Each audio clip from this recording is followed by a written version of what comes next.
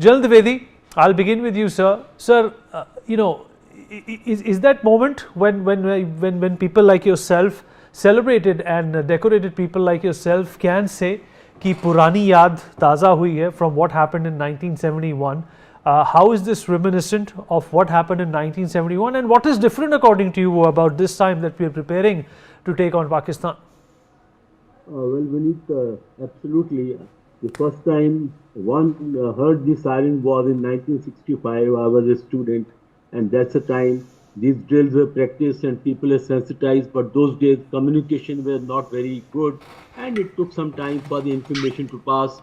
Once again, in 1971, well, I fought that war, so I am also aware that our citizens were prepared, and the possible threat that can come also was catered for.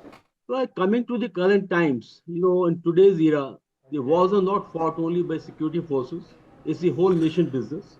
And therefore, every citizen must be prepared for all contingencies.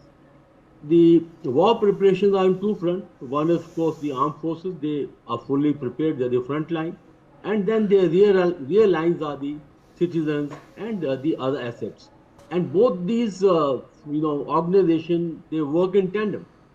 They have complementary role, and they optimize the resources to the best of the advantage.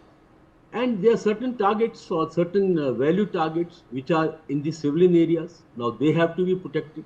And more importantly, the lives of every citizen is also very important. So to that extent, I think the government is taking a very considered step. They are activating, sensitizing the people how to protect themselves, because after all, as a nation, one has to be prepared for all contingencies. Well, there's no panic button, but nonetheless, preparation is part of the, I think, modalities in the current era. And my last point is that we are exactly don't know how this situation will pan out. But one thing is very clear, that time has come to teach Pakistan a lesson.